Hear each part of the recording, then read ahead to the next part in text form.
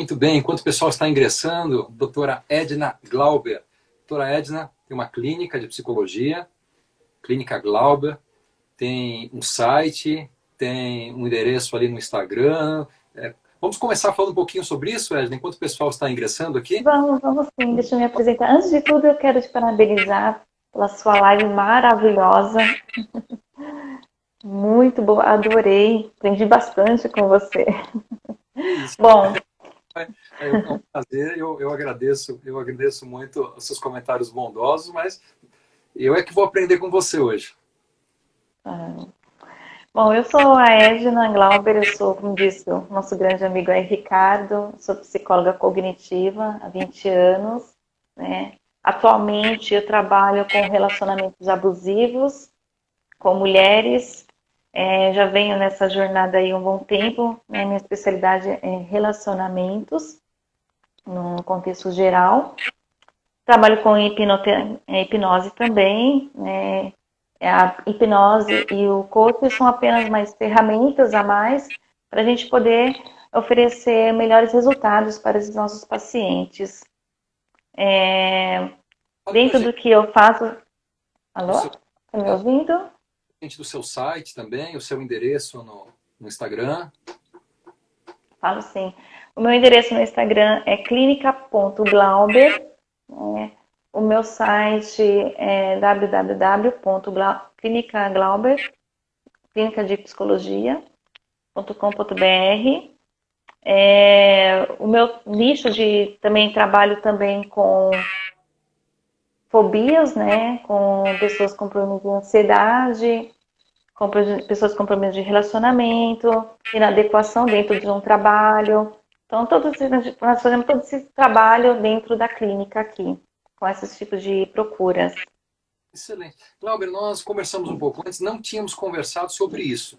Tá? Mas para iniciar essa conversa, eu sei que você faz um trabalho muito sério, especialmente com mulheres vítimas de relacionamentos abusivos, né? E às vezes acontece o Uhum. contrário também, né? Claro, tem homens que também vivem relacionamentos, que são vítimas de relacionamentos abusivos. O fato esses tipos de relacionamentos abusivos, de alguma forma, interferem muito na autoestima da pessoa, inclusive na habilidade dela de se comunicar, de interagir, nas suas relações sociais como um todo também, eu imagino. Sim, Ricardo, é verdade. Desses 100%, 10% dentro desse público, 10% são os homens que também sofrem de relacionamentos abusivos, incluindo não só homens e mulheres, mas também pessoas também homoafetivos também sofrem bastante. Dentro dessa questão do relacionamento abusivo, é a primeira coisa que impacta na pessoa, né? No caso seria a pessoa que está sofrendo, a vítima, vamos dizer assim, dessa forma, ela a autoestima dela, sim, ela tem sérios problemas com a autoestima, com a autoimagem, porque o relacionamento abusivo, a primeira coisa que ele faz é destruir a sua autoimagem. Você perde a autonomia, né, como pessoa. Então você começa a viver em função da que o outro diz. Então você perde totalmente essa percepção do que eu gosto, do quem eu sou. E automaticamente você fica refém, né, com essa baixa autoestima, acha que você não é merecedora, você acha que você não é bom o suficiente. Sim, impacta muito. A pessoa, quando chega numa clínica procurar ajuda, ela vem destruída, ela vem assim, totalmente sem identidade nenhuma. Imagino.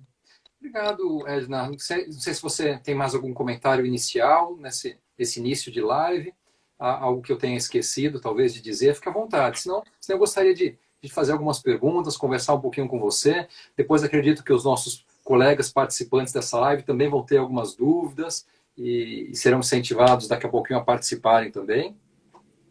Eu acho importante essa interação, essa troca, né, de fazer perguntas e a gente vai respondendo, porque fica uma coisa mais dinâmica, né? Eu gosto bastante disso. Então, por favor, gente, vão perguntando de acordo que vocês vão tendo dúvidas no decorrer da live e vamos respondendo. Se eu não souber responder, eu vou falar e depois eu deixo aí no privado e eu mando uma mensagem para vocês, eu converso, pode entrar no meu Instagram também, Se tiver com alguma dúvida que eu não pude responder aqui, fico à vontade, estou à disposição. É importante que a intenção aqui é levar um pouco de conhecimento, que a gente pode esclarecer algumas questões e para que as pessoas possam cada vez mais procurar aí, né, o seu autoconhecimento. Muito bem. Edna, nosso foco aqui, é claro, né, principalmente são essas relações interpessoais, são relações sociais voltadas aqui para a comunicação, né? Como é que a gente se comunica socialmente, essas pessoas que acabam sofrendo tanto por terem fobias, por terem traumas passados, por não conseguirem se expressar, acabam tendo prejuízos efetivos, às vezes numa entrevista de emprego, no exercício da sua própria atividade profissional, em relacionamentos, porque tem essa dificuldade toda de se expressar, de se comunicar. E eu apresentei uma pesquisa, né? Uma pesquisa com algumas perguntas, acho que você conseguiu acompanhar aqui? Sim. Eu estou com umas colinhas aqui, que dessas perguntas, dessas pesquisas, tá? Então, vou estar olhando aqui e vou estar conversando com vocês sobre isso também. Eu gostaria se você quiser fazer algumas observações sobre isso, né? Como você, nesses dados aí que você observou, você identifica algum problema emocional, até que ponto a gente tem que pensar em obter ajuda no que diz respeito à autoestima, autoconfiança, autoimagem? Tá. Antes de a gente iniciar, eu queria iniciar com uma frase, né, para a gente refletir. É assim, eu costumo falar que assim, ninguém respira por nós, ninguém pensa por nós e ninguém pode nos dar essa autoconfiança, a não ser nós mesmos. Então, a autoestima, ela é uma construção. Então, assim, eu vi muitas pessoas interagindo aí com você no decorrer da live e da pesquisa também, que eu pude aqui ter contato, eu estava assistindo. Muitas das pessoas que deram assim, as respostas, né, dos sintomas, do medo, da autoconfiança, da autoestima, tem uma questão que é o presente e tem outras questões que são a questão do passado, né? Muitas questões da nossa percepção, de como a gente se vê, da nossa autoimagem, ela é baseada lá na nossa infância. O quanto aquela autoimagem que a gente tinha quando a gente era criança, aquela autoconfiança, né, ela pode ter sido tanto destruída, como ela também pode ser preservada. Então, dentro daquele contexto que você teve lá atrás, um contexto que você teve de desvalorização, comparação, e que isso não foi bem trabalhado, isso vem no decorrer da sua vida como traumas. E esse trauma, ele abala na sua autoestima. Tem pessoas que falam assim, eu não tenho problema com o espelho. Não necessariamente a autoestima ela está relacionada com o espelho, com a sua estética. A autoestima ela é muito mais do que isso. É como você se vê. Como você se vê interiormente dentro daquela dinâmica. Então, assim, esse trauma ele pode impactar muito na vida da pessoa hoje, pode e bastante. Então, às vezes, muitas pessoas que lá, vamos supor que sofreu algum tipo de, seja alienação, ou famílias destrutivas, né, ou também muitos que sofreram agressões, ou outro tipo, dentro desse contexto, você também vem com a sua autoestima já prejudicada, e onde ela afeta hoje. Então, de repente, comparação entre filhos, isso acontecia muito, acontece bastante quando pais que têm 4, 5 filhos e começa a comparar, você não é igual ao seu irmão é isso, você não é nada disso, você só me dá dor de cabeça, só me faz passar vergonha. Então, são frases que acabam gerando crenças na gente que a gente não é bom o suficiente. Então, quando você depara com uma situação que dispara, como você disse lá na sua live anterior, o gatilho, né? Aí você começa a se comparar. Tá, eu não sou boa o suficiente. Então você começa a desencadear alguns tipos de reação, né? Os seus pensamentos, ele começa a falar, eu não vou dar, não vai dar certo, isso não é para mim, e é onde você começa a disparar alguns comportamentos, né? E aí você não tem ideia de que isso está vindo lá de trás.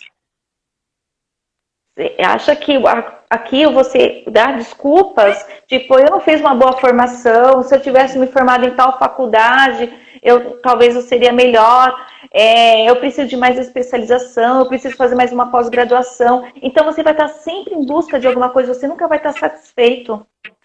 Você nunca vai conseguir se olhar porque você tem essa questão do primeiro, que é o trauma lá atrás, né? Então, assim, quando eu comecei com essa frase, ninguém pode respirar por nós, a autoestima é como eu penso hoje. Como é que você pensa? Como é que é você com você? O que você pensa sobre você? É uma primeira pergunta que eu gostaria que o público começasse a se perceber, se questionar. Não o que o outro pensa. Às vezes ele pergunta aqui, quem é você? Aí a pessoa fica assim, poxa, quem sou eu? Quem é você? Aí a pessoa começa a falar coisas que o outro acha que ela é, não que ela se vê. Então, assim, fica muito difícil você se aceitar a partir do momento que você está baseada na opinião dos outros. Então, a sua autoestima, ela fica realmente muito, eu posso dizer, delicada, a ponto de, não delicada, mas fragilizada, né? Fragilizada porque você está sempre dependendo da validação do outro. E a autoestima, ela vem, Ricardo, eu falo que ela é uma tríade, que é autoestima, autoconfiança e autoaceitação, que é a questão da autoimagem. Elas andam juntas, né? A autoconfiança... Não sei se você está me ouvindo, nós tivemos já uma pergunta aqui, não sei se você quer responder agora ou não, você falou para o pessoal ficar à vontade. Tem um colega, Dr. Gilberto Lins, que apresentou uma curiosidade. Ele falou, como que essa questão da autoestima, do amor próprio, acaba interferindo na comunicação de uma pessoa? Até todo o assunto que a gente abordou, o medo de falar em público, o medo de se comunicar, de se expor, de se apresentar. Como é que essa autoestima e a autoconfiança mesmo, a autoimagem, como que isso influencia? Eu não sei se você quiser falar agora, se quiser deixar para depois, fica à vontade. Uhum. Influencia a imagem como você se vê. Então, assim, quando você vai apresentar, fazer uma palestra ou fazer uma audiência, a questão da autoconfiança, né, que ela está prejudicada, porque você não consegue se olhar como bom. Você tem aquela crença limitante de achar que você precisa de mais conhecimentos. Então, quando você fica preso nessa dinâmica de que eu não sou bom o suficiente, que eu preciso de mais conhecimento, o que os outros vão achar de mim, né? Não deixa de ser também uma outra crença, né? Você começa a desencadear vários pensamentos que eu falo que chama distorções cognitivas, né? E se eu, por acaso, eu errar na hora, e se eu não conseguir e me der um branco, ou tipo, o que os outros vão pensar se caso eu não fazer uma boa palestra, e se de repente as pessoas começarem a dormir e mexer no celular. Então, tudo isso são distorções cognitivas que faz com que nossos pensamentos eles começam a mandar mensagens que você não vai conseguir. Então, isso impacta também no seu desempenho numa palestra, no seu desempenho numa audiência, vamos supor, o seu desempenho numa apresentação de trabalho, né? Porque a sua autoimagem, ela está prejudicada. A sua autoimagem, como você se vê, ela não é compatível com aquilo, com o seu ideal. Porque tem o ideal que você gostaria, né? E tem o real. Então, você está em busca sempre não está bom, é o perfeccionismo que não está bom, eu fico preso nisso, nessa nessa cadeia de que eu quero melhorar, que eu preciso de mais, que é a síndrome do impostor, que eu preciso de mais conhecimentos, e isso, de certa forma, acaba impactando. Porque o que os outros vão achar de mim? Entendi. Tem uma série de comentários aqui, olha. Por exemplo, a Daniele Coelho falou que a live está incrível. O pessoal está gostando aqui. Obrigado, Daniele.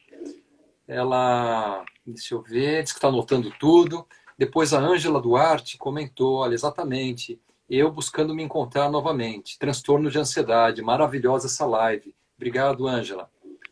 A Márcia comentou que até 4 anos ela carregava traumas da infância. A Rose Machado, sim, quando falta autoconfiança, prejudica todas as áreas. É verdade, né? A Márcia disse que quando resolveu fazer as pazes com seu passado, tudo mudou. Muito bem, obrigado aí aos colegas pelos comentários. Tem a Andressa também dizendo aqui que a reconstrução da autoestima é uma coisa muito difícil e muito dolorosa, é um processo muito longo. Você concorda com isso, Edna, que a reconstrução da autoestima realmente é um processo difícil, longo, doloroso? Sim, sim, exatamente. Tem um outro ponto também que eu acho importante frisar aqui, Ricardo, é que às vezes você está num ambiente que você pode ser amado pelo seu companheiro, pela sua companheira, você pode ser amado pelos seus filhos, pelos seus amigos, você pode ser uma pessoa que é admirado no seu trabalho, você é admirado no seu meio social, e mesmo assim você ainda não se achar, mesmo assim você não se vê, mesmo assim você se achar inútil, mesmo assim você olha no espelho e fala assim, eu sou uma farsa. E às vezes você olha o contexto dessa pessoa, ela tem tudo, né? Mas ela não consegue se achar merecedora, ela não consegue se achar amada. Isso Então, aí é onde... é o que se denomina a síndrome do impostor, a pessoa está se boicotando, está tentando acabar com ela mesma. a síndrome do impostor ela entra mais na questão do conhecimento. Mas na questão do profissional. Tipo, eu vou fazer uma apresentação, então eu sempre preciso de mais conhecimento. Eu acho que o que eu tenho sempre é pouco para poder enfrentar aquela situação. Então aí você começa a fazer uma pós aqui, você faz um curso ali, você faz uma outra especialização ali, porque você está sempre em busca de mais conhecimento, porque na sua cabeça o que você sabe é pouco. Então essa entra a síndrome do impostor, que você está ali. E essa tendência que muitos têm hoje de achar que nunca são bons o suficientes, que não tem valor, que parece que as outras pessoas são sempre melhores, que as outras pessoas têm valor e a própria pessoa, e aquela pessoa que está sofrendo não, né? É algo muito comum na nossa sociedade atual, isso. Sim, eu falo que são as falhas, né, a falha da autoestima. E essa falha da autoestima, ela, de certa forma, ela acaba reforçando a insegurança, o medo de você se aproximar. E isso faz com que você se afaste mais ainda dos seus sonhos. Porque você está ali, ó, é uma falha, essa falha, ela pode, como eu disse no começo, ela pode ser desencadeada a um trauma que você teve lá atrás. Vamos supor, de repente você estava na infância, na primeira série, e lá você foi fazer uma apresentação que era muito comum, e lá a professora disse para você... Vamos dar um exemplo meu. Ótimo. Quando eu estava na primeira série, eu lembro como fosse hoje, eu fui fazer um trabalhinho, primeira não, segunda série. Estava fazendo um trabalhinho, e aí eu estava rindo, e a professora virou para mim e disse assim... Tipo, se você não dava risada, porque você não sabe sorrir. Aquela frase daquela professora impactou tanto na minha vida que eu fiquei um bom tempo rindo assim. Porque eu achava que meu sorriso era feio. Né? E isso foi impactando. Eu não sorria. Eu ficava com aquela frase. Eu tinha esquecido dessa mulher. Eu tinha esquecido disso. Só que meu inconsciente lá atrás estava sempre reportando. Então, em situações de apresentação, por exemplo, tinha época que, quando eu ia apresentar um trabalho, eu lembrava e eu não podia rir. E era automático isso. Isso me gerava uma ansiedade, isso me gerava um mal-estar tão grande que minhas mãos começavam a suar. E eu só fui ter consciência disso, que foi no caso de uma professora, numa hipnose, que eu fui lembrar que esse meu receio que eu tinha vinha de uma professora na segunda série, que ela falou que se eu fosse, eu não dava risada, não dava mais risadas. Olha como que é impactante. Você comentou agora, Só que eu nem mais lembrava dessa mulher. você comentou essa questão da hipnose, você trabalha também com hipnoterapia, né? Tem muitas pessoas que ainda têm Sim. medo, muito medo disso, existe muita falta de conhecimento. Muitos acham, imagina, eu vou perder o controle da minha mente, vou ficar inconsciente, não sei o que a pessoa vai fazer comigo, né? Como você trabalha com isso, se quiser explicar um pouquinho, inclusive, como é que isso funciona e o tipo de trabalho que você realiza que pode ajudar as pessoas, como é que é isso, Edna? A hipnose, gente, ela nada mais é do que um estado de concentração, né, mais profundo. Você não perde a consciência, você fica o tempo todo consciente.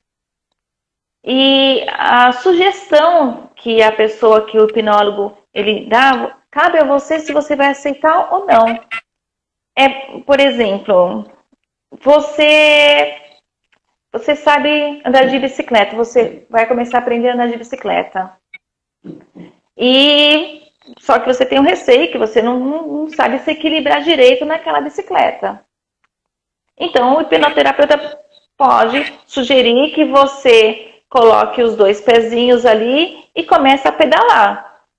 Cabe a você se vai aceitar essa sugestão ou não. Cabe a você se vai querer sair realmente pedalando ou se você quer andar com as rodinhas, as outras duas rodinhas atrás na bicicleta. Então, a hipnose, ela trabalha mais com a imaginação. E através dessa imaginação, dessa autoconcentração, você consegue chegar na fobia, você consegue chegar no trauma, o trauma central que ocasiona toda essa disfunção, todos esses sintomas na qual você está vivendo hoje. Então, temos várias formas de você trabalhar ansiedade, trabalhar fobia, que é tanto com a hipnose ou também tanto com a terapia cognitiva comportamental. É apenas mais uma ferramenta. Bem, eu vou pedir depois até para você contar um pouco para a gente como é também a terapia cognitiva comportamental, né, que acho que também muita gente não conhece. Você falou um pouco aqui da hipnoterapia, desmistificou um pouco esse assunto, né, talvez afastando alguns temores que as pessoas têm de perder o controle da mente, de perder a consciência. Olha, tem vários comentários aqui, viu? A Van Vamos Costa, lá. estou gostando muito, obrigado por todas as informações. Quem mais nós temos aqui? A Daniela falou que tinha síndrome do elefante. Essa síndrome eu não conheço, eu não sei qual é. O Hélio falou, recomenda algum medicamento que ajuda a memória e a cognição? Essa questão, nós não somos médicos, né? A gente não pode fazer esse tipo de recomendação aqui. Doutora Edna é psicóloga. Nós temos aqui também MRF Ribeiro. Eu sofro com síndrome do impostor e tenho muita dificuldade de receber elogio, pois sempre sinto que a pessoa está sendo sarcástica. Olha que coisa. Eu mesmo não imaginava isso. Mas às vezes a gente fala para algumas pessoas, né? Não, eu gosto de você, a pessoa não acredita. Eu te amo, a pessoa não acredita. Mas você é maravilhoso, a pessoa não acredita. Você foi muito bem, a pessoa não acredita. Mas você está se saindo muito bem, você tem um grande potencial, a pessoa não acredita. Você é capaz de fazer tal coisa, a pessoa não acredita. Inclusive, a pessoa acha que você está falando só para agradá-la. Olha como é interessante isso aqui que Ribeiro comentou. Parecia que estava sendo sarcástica quando dava um elogio. É importante que, assim, é a questão como ele se vê. Ele não se acha merecedor, né? As pessoas, quando têm essa questão de não conseguir aceitar o elogio, é que ela não se acha merecedor. E isso está relacionado à autoestima, à sua autoconfiança. Então, de repente, primeiramente, seria interessante primeiro reconhecer o seu próprio valor, manter a consciência disso. Partindo daí, sim, você vai começar a aprender a auto-se afirmar e dizer, sim, eu mereço, sim, esse elogio, sim, É o meu direito, eu sou merecedor disso. Então, eu aceito. Mesmo às vezes você não aceitando, mas diga, eu aceito, eu aceito. Eu sou merecedor, eu aceito. Como eu disse, é uma construção. Autoestima, ela não é de um dia para o outro. Ela é uma construção constante dos seus propósitos. Por exemplo, você se formou e você quer montar um escritório e você quer ser o melhor especialista naquele nicho. Então, você começa a divulgar seu trabalho, você começa a se divulgar nas redes sociais, você começa a pegar casos, e essas ações, elas contribuem para a elevação da sua autoestima. É uma construção, porque você vê, querendo ou não, feitos por você. Você está vendo as ações que estão sendo realizadas e concretizadas, e isso reforça a sua autoestima. Quando a gente vai fazendo coisas em prol daquele objetivo e você vai atingindo ele, então você, de certa forma, você vai construindo a sua autoestima, porque você fala, poxa vida, olha, eu consegui. Poxa vida, olha, eu já estou com tantos seguidores. Gente, que bacana, eu já estou com um X de clientes. Então, isso é uma construção. Agora, quando você não faz nada em prol dessa construção, fica difícil para você trabalhar a autoestima, fica difícil para você se ver como com feito e dizer com méritos, vamos dizer assim, com méritos. E aonde a autoestima ela não é trabalhada, ela não é construída, então você fica nessa situação tipo que eu não sou bom, que eu sou uma farsa. Isso acontece também na comunicação, porque eu vejo muitas pessoas falando, não, mas eu não sirvo para falar em público, eu não nasci com esse dom, eu não sou capaz. E a pessoa não se dá a oportunidade. Quantos alunos eu estou tendo hoje, Ed, na época da pandemia, nós estamos tendo aula por videoconferência, e os alunos têm uma dificuldade muito grande de ligar a câmera, de participar da aula. Né? Por que será que toda essa resistência, por exemplo, parece algo tão simples, né? Ligar uma câmera. Daqui a pouco, inclusive, nós teremos uma aula pelo Google Meet. Né? Aliás, só se você me permitir, Edna, você que está nos assistindo, você que está nos assistindo e não faz parte do nosso grupo do WhatsApp, você, a princípio, não participaria dessa aula especial que será pelo Google Meet, realizada logo após esta live aqui. Tá? Provavelmente às 5 e pouco, nós vamos iniciar essa aula especial com técnicas e orientações práticas de como vencer certos medos de falar em público, como lidar com certas fobias. Agora, se você não faz parte do nosso grupo especial do WhatsApp e você quer participar dessa aula, então eu vou te dar uma dica. Dê um print dessa tela agora, dê um print e publique no seu Instagram com a hashtag Oficina de Oratória. Ok? E com a hashtag Ricardo.Ligiera. Ricardo.Ligiera. Não é Ligeira, não. Ligiera. Então dê um print dessa tela agora. Se você não está no nosso grupo fechado do WhatsApp, mas gostaria de participar dessa aula prática pelo Google Meet, que será realizada logo em seguida, então dê um print de tela. Depois você vai compartilhar isso no seu Instagram e marcar ali hashtag Ricardo.Ligiera, porque aí eu vou pedir para alguns colegas que estão me acompanhando passar para você o link, tá? Você que está assistindo e eventualmente não faz parte do nosso grupo do WhatsApp. Mas eu estava dizendo, Edna, que, por exemplo, na sequência nós vamos ter essa aula em que eu espero que todos liguem a câmera, porque aí nós vamos conversar, nós vamos analisar, considerar um exercício prático, né? Mas isso, por exemplo, nas aulas de graduação, mesmo dos estudantes de direito, que tem que trabalhar com a comunicação o tempo todo, isso parece que é um desafio enorme. E muitas vezes nós como professores, ficamos até chateados, né? A gente tenta interagir, pede para o pessoal ligar a câmera e as pessoas não ligam. E tem muitos professores que levam isso por mal. Os alunos não querem participar, esses alunos são chatos, esses alunos não têm interesse na aula. Né? E, na verdade, quando a gente vai fazer uma pesquisa e conversar seriamente, a gente vai ver que não é nada disso. Eles têm verdadeiro pavor de ligar a câmera e se expor, e que alguém vai ver a sua casa, vai ver a si mesmo, e o ambiente em que ele está, ou que ou que a família vai aparecer, ou que vão, enfim, ou que não estão penteados, não estão maquiadas, ou que qualquer outra razão. A gente começa a perceber que é uma série de fantasmas mentais mesmo que a pessoa vai criando, e se, e ela fica perturbada e acaba deixando, né, uma oportunidade passar e não aproveita, não participa. Né? Acho que está muito relacionado a isso que você está falando, né? Grande parte está relacionada com essa questão da autoimagem, da autoestima, da autoconfiança. Uhum. É isso que eu falei. Às vezes é um bom aluno, é uma pessoa assim que se interage com todo mundo. Às vezes, esteticamente, é uma pessoa bonita, mas ela não se enxerga assim. A questão da autoimagem, ela está impactando bastante nessa pandemia. Essa pandemia, realmente, ela desencadeou muitos transtornos, né? E aquilo que já estava em culto de você só aflorou. Só veio aflorar mais do que já estava lá dentro oculto em algumas pessoas. Então, o fato de você abrir a câmera e as outras pessoas te verem é a questão de eu não me aceito. Eu não me aceito do jeito que eu sou, eu estou insatisfeita com a minha imagem, ou estou insatisfeita com o meu ser. Então, assim, isso é impactante mesmo. E a pessoa sofre bastante com isso. Elas chegam a perder, teve pessoas que perderam até o trabalho, porque teve que fazer reuniões em videoconferência e a pessoa não conseguia.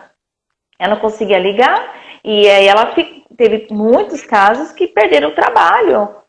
Porque não consegue se aceitar, ela não consegue se olhar e ver, essa sou eu.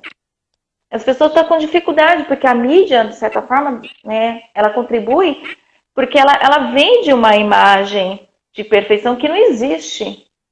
E a pessoa fica em busca daquilo constantemente e ela não vai encontrar, porque cada um tem um estereotipo diferente. E aí ela não aceita. A não ser só a aparência, mas também tem as outras questões também, de que eu não falo, não me pronuncio bacana, porque eu não tenho uma boa postura. Aí entra todas aquelas questões que eu já falei, que você também já ressaltou no começo na sua live. E isso impacta muito na pessoa. Por isso que é importante, nesses casos, procurar uma ajuda. Olha, Tanto quanto medo, como você disse no começo na sua live, tanto quanto fobia, tanto com a questão de sua autoimagem, com a sua autoestima. Se você não está conseguindo sozinho, seria interessante, de repente, você procurar uma ajuda profissional. inclusive, olha, nós temos aqui, acho que Joselda Lima falou assim, como certas pessoas nos fazem sofrer. Ainda bem que temos a chance de fazer terapia. Eu queria que você falasse um pouquinho também da questão da terapia, Edna. Quando a pessoa deve buscar tratamento? Que tipo de tratamento, por exemplo, você indicaria para quem tem medo de falar em público, para quem sofre de ansiedade, para quem tem baixa autoestima? O tipo de tratamento que você mesma faz, o que é a terapia cognitiva comportamental? Enfim, fique à vontade para discorrer um pouco sobre isso, por favor. Tá. Então, vamos lá. Primeiramente, a terapia cognitiva comportamental, ela vem reconhecendo a discrepância entre a nossa cognição e a nossa realidade, né? A terapia, ela procura modificar as crenças centrais, aquelas crenças que são embutidas em nós, através da nossa família, da religião ou da sociedade. Então, essas crenças centrais disfuncionais, elas acabam resultando em pensamentos negativos, né? E esses pensamentos negativos a gente chama de pensamentos automáticos, que desencadeiam emoções disfuncionais. Essas emoções disfuncionais são aquelas que, no fundo, que acaba desencadeando esses comportamentos na qual a gente acaba travando, que são a ansiedade, a fobia e outros mais. Os métodos comportamentais, eles são frequentemente usados para realizar essa tarefa. Quais são essas tarefas? São as tarefas dos componentes emocionais, que são frequentemente acoplados na lição de casa para o cliente. Vamos supor, dentro da crença, nós temos, como diz, nós temos várias crenças, nós temos no mínimo aí umas 70 tipos de crenças na gente. Então, essas crenças que a gente tem, ela desencadeia uma suposição, né? Vou dar um exemplo aqui para vocês, que eu até cheguei a montar um exemplinho aqui. Eu tenho um caso novo para advogar, eu tenho uma causa de um cliente novo. Então, esse é um evento que eu tenho em mãos agora no presente. Tá. Então, o que leva ao desenvolvimento? O que leva ao desenvolvimento dessas crenças, né, desse caso? Eu não sou bom o suficiente. Eu não sou bom o suficiente, ele é uma crença que você tem, que lá atrás, vamos supor que você foi comparado, um exemplo aqui, com seu irmão. Que só seu irmão era bom, que só seu irmão dava orgulho e que você era vergonha. Então, você não é bom o suficiente, você carrega essa crença com você, né? Então, lá vem um gatilho. O gatilho que vem é que eles vão me ridicularizar nessa audiência, tá? Então, quais são os pensamentos que você tem, né? O pensamento, eu não vou conseguir fazer isso. Eu não vou conseguir falar nessa audiência, eu não vou conseguir defender essa causa. Esse é o pensamento que você tem. E a gente chama esses pensamentos de pensamentos automáticos negativos, né? E o que produz esses pensamentos? Eles começam a produzir em você ansiedade, preocupação, o coração começa a palpitar, disparar, você começa a ter a respiração curta, você começa a ficar com o rosto corado, você começa a ter tremores, né? Então, esses começam a ter esses são os sentimentos que você começa a ter por causa do pensamento. E quais são os comportamentos? O comportamento que você acaba no final. Às vezes você pode faltar na audiência, ou você pode recusar o caso. E isso sim, quando chega nesse momento aqui do medo, por causa dessas crenças, você começa a se prejudicar. Então, o medo, quando ele começa a te atrapalhar, o medo, essa ansiedade, ela chega num ponto tão destrutivo que ela impede o seu progresso, é o momento de você procurar uma ajuda. Ótimo. E quando você procura essa ajuda, quais são os profissionais? Profissionais da área, né? Psicólogos, psicoterapeutas, psiquiatras. Teve um rapaz que perguntou sobre o remédio, né? É importante em dizer aqui que o remédio é apenas um paliativo. Ele trabalha apenas os sintomas ali. Então, ele trabalha em conjunto com a psicologia? Trabalha. Ele, em conjunto, eles são, assim, invencíveis. Todavia, quando você só procura toma apenas somente um medicamento, você não está trabalhando a causa. Então, você fica refém do remédio para o resto da sua vida.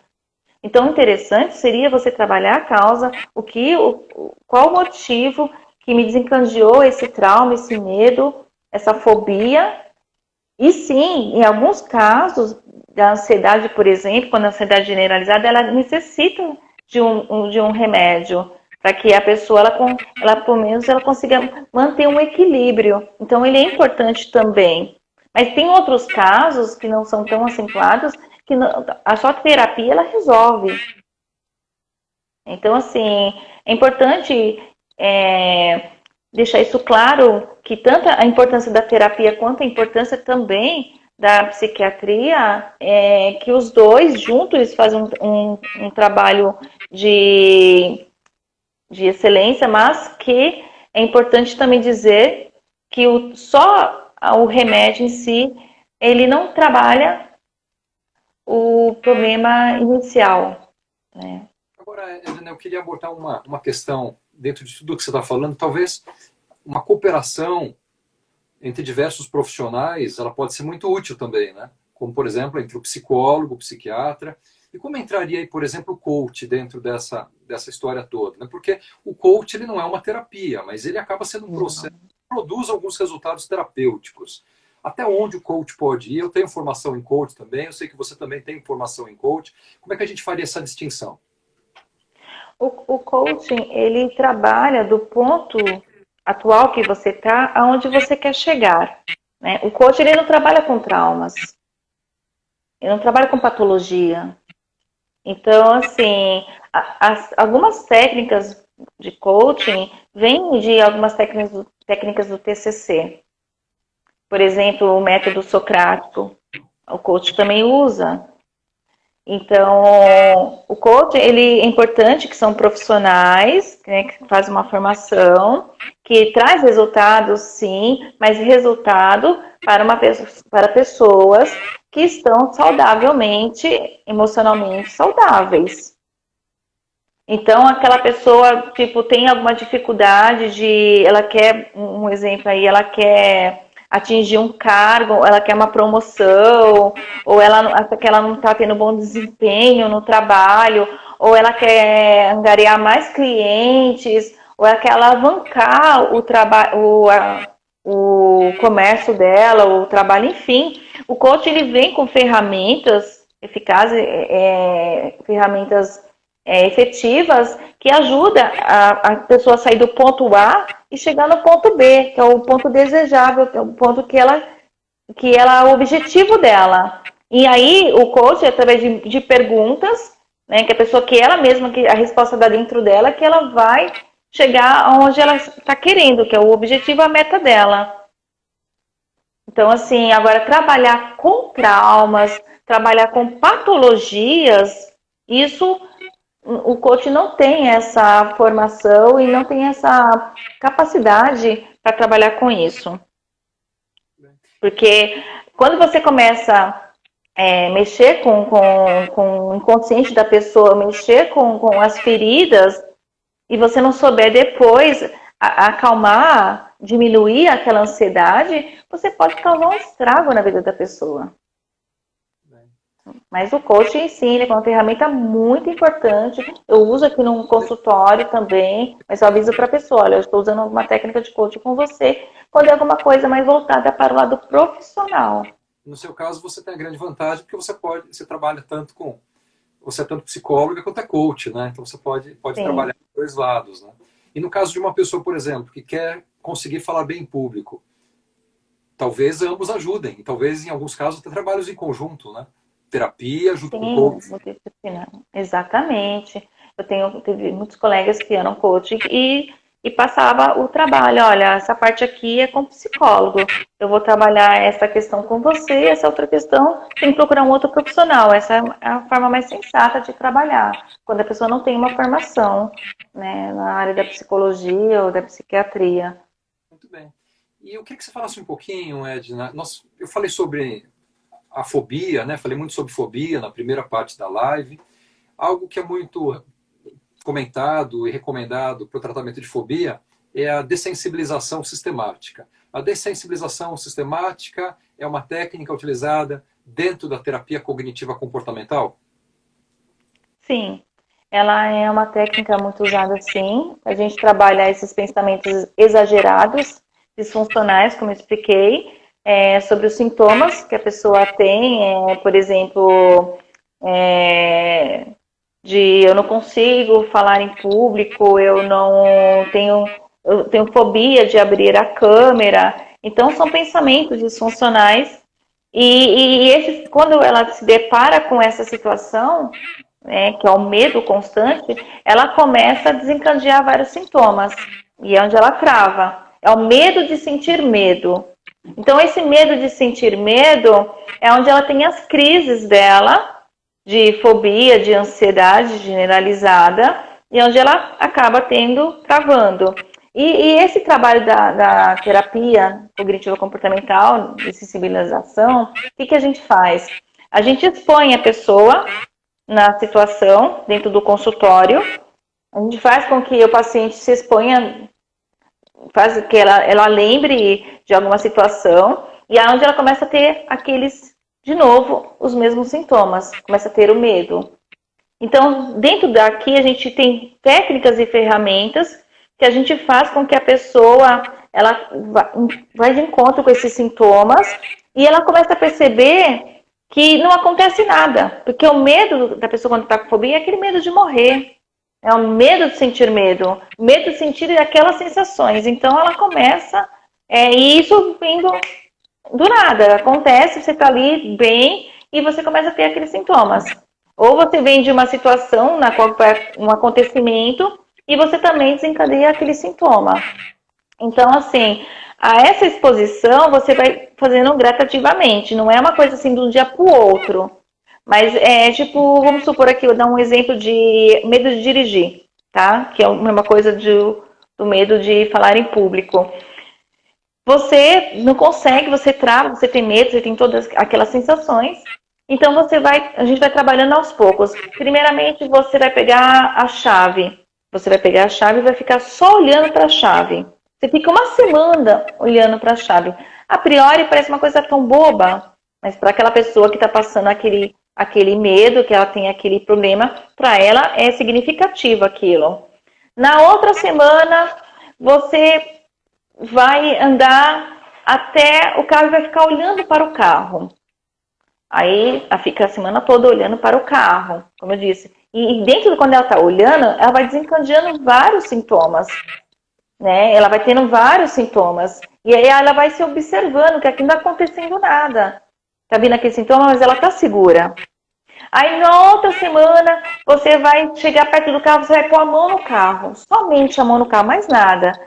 Ela vai desencadear mais sintomas, mas ela vai ver que não está acontecendo nada. Ela vai começar a se observar. Né? Que a gente, além de trabalhar com essa exposição, a gente também trabalha com o automonitoramento, que é os registros dos pensamentos. Então, a pessoa ela começa a se conhecer, saber o que está passando aqui, quais são os pensamentos, ela começa a conhecer os tipos de pensamento das distorções cognitivas que ela está tendo, que ela aprende tudo isso. E aí ela começa também, a gente também apresenta para ela o método socrático, que são vários questionamentos, né, que faz com que ela vai de encontro com as evidências. Né? A partir do momento que não tem evidência, é apenas um pensamento disfuncional, apenas um pensamento negativo. Então, aí, passando dessa semana, depois da outra semana ela só abre a porta do carro. E assim vai, gradativamente. Até ponto que ela começa, ela vê, ela já está dirigindo. Ou a pessoa já está falando em público. Então, isso que você está falando, por exemplo, dando um exemplo do dirigir, se aplica muito bem a falar em público. Por exemplo, nós poderemos imaginar que alguém, primeiro ela vai assistir uma palestra, ela só entra no auditório. Algum dia ela tenta ir até ali, por exemplo, à frente e segurar o microfone, sem falar nada. Um dia ela poderia ir lá na frente e olhar para o público. Ou seja, isso vai ocasionando uma dessensibilização sistemática até que aquelas sensações ruins, aqueles sintomas todos vão diminuindo, é isso? Sim, exatamente, porque ela vai se observando e vai vendo que realmente ela não está correndo perigo. Porque apenas a imaginação é o pensamento que vai produzindo isso. Ela não tem um controle do pensamento, é um pensamento desacelerado, é um pensamento de sentir medo. Então, quando ela começa a perceber que ela está segura, que isso apenas são pensamentos, distorções disfuncionais, né? E aí ela, opa, peraí.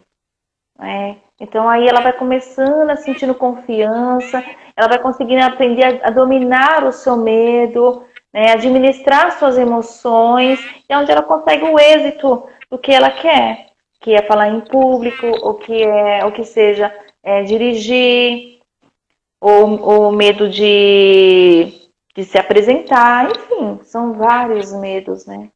Olha, Edna, tem muitos comentários. Realmente, infelizmente, a gente não vai poder responder muita coisa, porque tem muitos comentários aqui. Eu agradeço a todos pelos comentários. O pessoal foi entrando, foi comentando.